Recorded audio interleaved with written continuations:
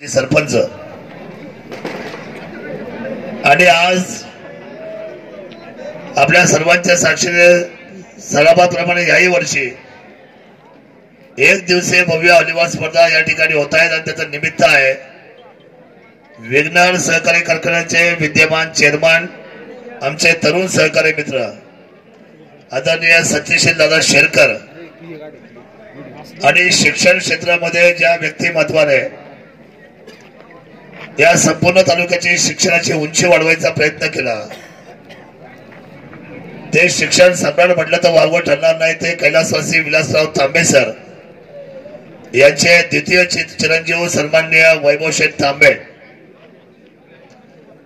अशा पद्धतीच्या दोन तरुणांचा वाढदिवसाचा संकल्प आणि त्या संकल्पाच्या भावनेतून अनेक मित्रपरिवारांनी दातृत्व उभं केलं आणि त्या दातृत्वातून आजच्या या एक दिवसीय भव्य व्हॉलीबॉल स्पर्धेचा आपण सर्वजण या ठिकाणी साक्षीदार म्हणून तो खेळ पाहायला आलोय। या ठिकाणी चैतन्य आमचा जो क्लब आहे फार्मर्स क्लब, खरं तर फार्मर्स क्लबची जी सर्व टीम आहे ती टीम म्हणजे यंगस्टरच्या व्यवस्थेचे व्यवस्थापन करणारी मंडळी आहे। एका बाजूला फार्मर्स क्लब चालवायचा शेतीचा उपयुक्ता असलेल्या तांत्रिक आणि स्पर्धेची शेती व्यवसाय म्हणून त्यांनी स्वीकारले। मला कौतुक या स्पोर्ट्स क्लबचं आणि या यंगस्टरचं याच्याबद्दल वाटतं की हा फार्मर्स क्लबचे सर्व शेतकरी उच्च शिक्षण विभाग आहे त्यांचं आणि आपली BSc केली असेल, कोणी आपला BCom केला असेल, पदवीधर पूर्ण केला असेल। ज्या काळामध्ये शिवानाना नोकऱ्या सोप्या होत्या तुमच्या सर्वांना सहज नोकऱ्या मिळत होत्या सर, त्या काळामध्ये या लोकांनी त्या नोकरीकडे पाहिलं नाही पण आपल्या काळ्या आईची आणि या मातेची सेवा करण्याची असलेली भूमिका माझ्या या चैतन्य फार्मर क्लब आणि यंग स्टार क्लबने त्या ठिकाणी स्वीकारली म्हणून या तरुणांचं कौतुक करणं माझी जबाबदारी आहे। ही वास्तविकता आपल्याला विसरता येणार नाही आणि मग या आपल्या खेळाशी त्यांनी बांधिलकी बांधली। या यंग स्टार क्लबचे हे जे खेळाडू दिसतात, जे अध्यक्ष दिसतात, यांनी स्वतः ही मैदानं गाजवलेली आहेत। मगाशी सहज एक आम्ही सामना पाहत होतो, बारामतीचा सामना हा समोरच्या असलेल्या आमच्या साकूरवर भारी पडत चालला होता आणि कदाचित माणसाचं कॉन्सन्ट्रेशन लूज झालं, एक चूक दुसरी चूक, त्या चुका मागे जर आपण एकमेकांची जर मानसिकता जर समजा खराब केली तर मग तो सामना गमवायला वेळ लागत नाही। म्हणून आमचे बाबा म्हणजे अध्यक्ष ते सहज त्यांना म्हटले बाबांना चिडू नका। असलमबाई, या खेळाचा एक नियम आहे, तुम्ही हा खेळ जेवढा प्रेसेस ठेवणार, जेवढे तुमची मानसिकता तुम्ही जेव्हा बलवत्तर ठेवणार तेवढा तुम्ही या खेळावर हवी होणार। आणि म्हणून ही टीम आहे, या टीमच्या नेटमॅन पासून तर सर्व्हिस आणि सर्व्हिस पासून तर मिडलमॅनची एक आपली स्वतःची एक वैयक्तिक असलेली या खेळावर कमांड आहे। आणि हे मैदान या 6 लोकांनी गाजवायचं असतं, कारण मी सुद्धा सेंटर प्लेस खेळलेलो आहे अनेक वर्ष व्हॉलीबॉलचा। आता कमरेमुळे मला साथ देत नाही, मी मैदानामध्ये उतरू शकत नाही, परंतु हे जे खेळ आहेत हे खेळ माणसाला आयुष्याची उर्मी देते। न खेळणारी माणसं सुद्धा फक्त खेळ बघायला काय येतात तर ते चैतन्य शोधायला येतात। त्या खेळामध्ये एक काळ मी सुद्धा मैदानात पाय रोवून उभा होतो, हे ते शोधायला येतात। आणि म्हणून आजचे नेत्रदीपक खेळ, कदाचित तुमची जी बॅट आहे आजची ती बॅट त्या काळामध्ये तुमच्या बॅट एवढी तल्लक नसेल, परंतु तुमच्या असलेल्या बॅटीला आताची वेगळी धार आहे। कारण ज्यावेळेला इकडून एक स्मॅश मारला जातो त्या स्मॅशला सेकंड टाइम तिकडून सुद्धा प्रतिस्पर्धीचा स्मॅश रिटर्न येतो। पूर्वी असं व्हायचं की इकडून एक समजा स्मॅश मारला बाबांनी आमच्या तर समोरचा उचलणं अवघड असायचं, पण आता तसं नाही राहिलं। आता गुणवत्ता आली खेळामध्ये आणि खेळाला टक्करवाले खेळाडू आले एकमेकांच्या समोर। पूर्वी एखादा सामना जिंकायचा असेल तर एखादा सहज सामना जिंकणारी माणसं सहज सांगायची हा ही टीम हा सामना घेऊन जाईल।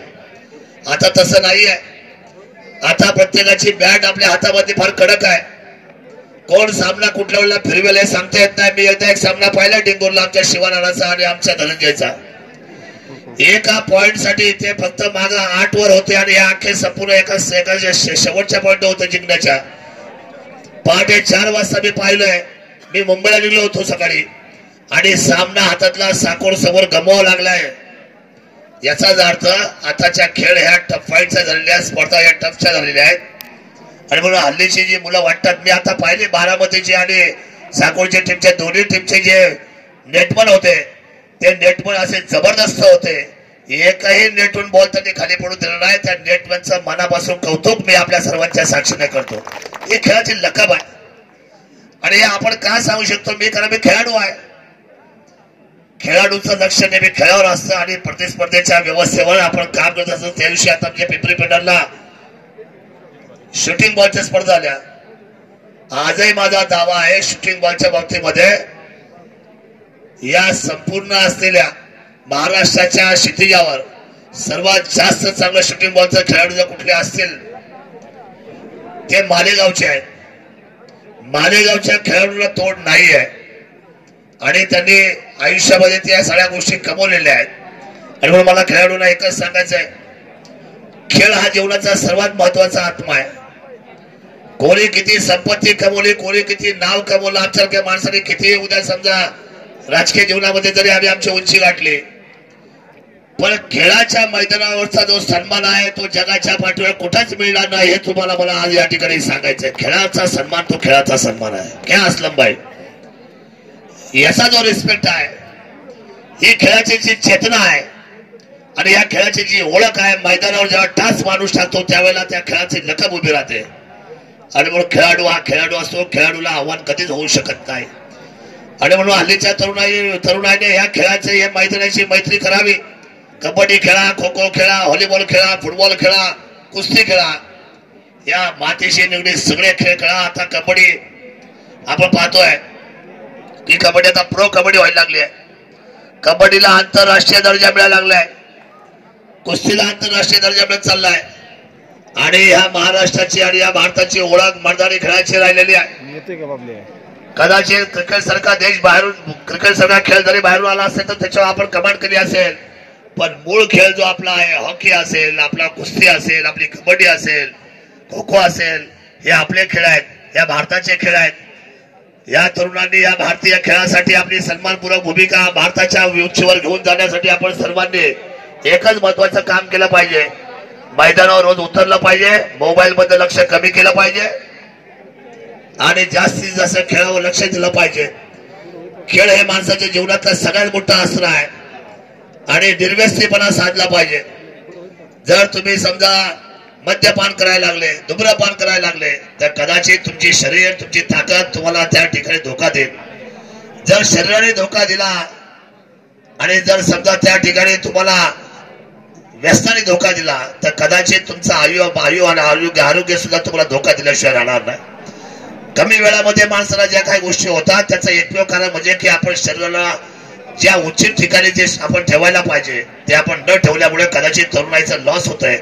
तरुणाचा लॉस म्हणजे तरुण गमावणं म्हणजे भारत गमावल्यासारखं आहे. आणि म्हणून माझ्या विवेकानंदाच्या भारताचा जानेवारीच्या जयंतीची 12 तारीख जयंतीची आहे. विवेकानंदाच्या विचाराचा जर भारत घडवायचा असेल तर विवेकानंदाचा विवेक असलेला तरुण उभा राहायला पाहिजे. निर्व्यसनीपणाने तुम्ही ही गोष्ट साध्य कराल आणि छत्रपती शिवरायांच्या स्वराज्याला सुराज्य कराल ही अपेक्षा माझी आहे. आज या युवा पिढीच्या असलेल्या अभिषेक चिंतन सोहळ्याच्या निमित्ताने खरं तर 1 नंबरच्या मैदानाचं उद्घाटन माझ्या हस्ते होतं, परंतु एक महत्वाच्या मीटिंगच्या निमित्ताने मी पुण्या या ठिकाणी होतो. येताना थोडा उशीर झाला, परंतु आपले सामने चालू झालेत. खूप चांगली तयारी केलेली आहे. नेट चांगल्या वेळेला बांधलेले आहेत. चांगल्या बाजूने आपण या ठिकाणी सुंदर अशा पद्धतीची कणाक बांधलेली आहे आणि एक स्टारच्या सर्व सभासदांनी इथे कष्ट घेतलेले आहे. सर, मी आपल्या सर्वांचं मनापासून कौतुक करतो आणि आपल्या सर्व दातृत्व मंडळीचं कौतुक करतो. विशेष म्हणजे पप्पू हिंगणेचं पण कौतुक करतो. तो सत्यशील दादाचे सामने भरवले पण माझ्या अजूनपर्यंत भरवले नाही, हे पण तू लक्षात ठेव. तुमच्या तिकडे देता मग इकडे आहे का? त्यामुळे पुढच्या वर्षी तुम्ही, त्यामुळे लक्षात ठेवा, मी आणि सत्यशील दादा आता आम्ही मैत्री करून ठरवणार आहे काय करायचं तुझं बघतो. आता गमतीचा विषय जाऊ द्या. पप्पू आमचा दिलखुलास मित्र आहे आणि या मुलांना वाटतं ते करतात, आपल्या सर्वांसाठी सोय करतात. आज या सर्व आयोजक संयोजक मंडळीचं मनापासून कौतुक करतो आणि या खेळाला जो जिवंतपणा तुम्ही सातत्याने ठेवलाय, मी मनापासूनचा यंगस्टर स्पोर्ट क्लबचा वारंवार मनापासून कौतुक करतो की हा तो तुम्ही जिवंतपणा सातत्याने ठेवलेला या खेळाचा अशाच पद्धतीचा तुम्ही हा सातत्य ठेवा. सर्वांना महाराष्ट्रातून बोलवा. आज बारामती या मैदानावर येते, नगर जिल्हा या ठिकाणी येतो आहे, धुळे जिल्हा या ठिकाणी येतोय, जळगाव जिल्हा या ठिकाणी येतो आहे, चेंदुरी येते आहे, मुरबाड घालून येत आहे. असे सगळे लोक येऊ द्या. या महाराष्ट्राची बांधिलकी ह्या मैदानाशी जोडून ठेवा.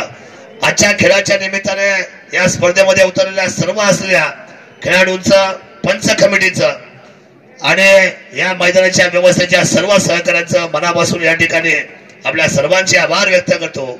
जुन्नर तालुक्याचा आमदार आपला माणूस, किल्ले शिवनेरचा श्रीधार, महाराष्ट्र राज्य, महाराष्ट्र विधानसभा तालुक्याच्या तमाम मायबाप जनतेच्या वतीने सर्वप्रथम आपले आभार आणि त्याचबरोबर आमचे मित्र आदरणीय सत्यशील दादा शेरकर आणि सन्माननीय आमचे मित्र वैभवशेठ तांबे यांना परमेश्वरांनी त्यांच्या वाढदिवसाच्या उदंड आरोग्य त्यांना बहाल करावं, त्यांच्या हातून उत्तम समाजाच्या व्यवस्थेचं काम व्हावं.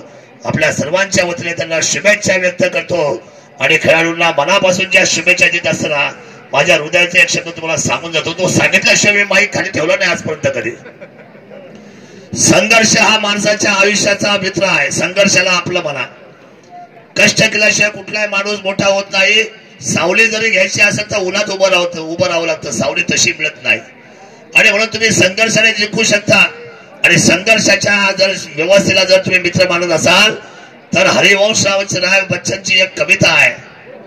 अमिताभ बच्चन मिलियन स्टार झाले, त्यांचे वडील फार मोठे कवी होऊन गेले. लहरों से डरकर नौका पार नहीं होती और कोशिश करने वालों की कभी हार नहीं होती, कभी हार नहीं होती. आणि ही लाईन तुमची असलेल्या आयुष्याची सगळ्यात महत्वाची आंतरव्यवस्थेची लाईन आहे. ती तुम्ही तुमच्या आयुष्यामध्ये ती जपाल आणि स्वतःला वेळोवेळी या संपूर्ण व्यवस्थेच्या समोर सिद्ध कराल. प्रत्येक माणसाची गरज या व्यवस्थेला आणि प्रत्येक माणसाशिवाय हा भारत पुढे जाणार नाही. तुमच्या प्रत्येकाच्या असलेल्या व्यवस्थेमुळेच आणि एकजुटीमुळे आपल्या सर्वांचा उद्याचा असलेला महाशक्तीचा विचार सगळ्यांसमोर येणार आहे. मी आपल्या सर्व तरुणाईला मनापासूनच्या शुभेच्छा व्यक्त करतो. जय हिंद, जय महाराष्ट्र. धन्यवाद.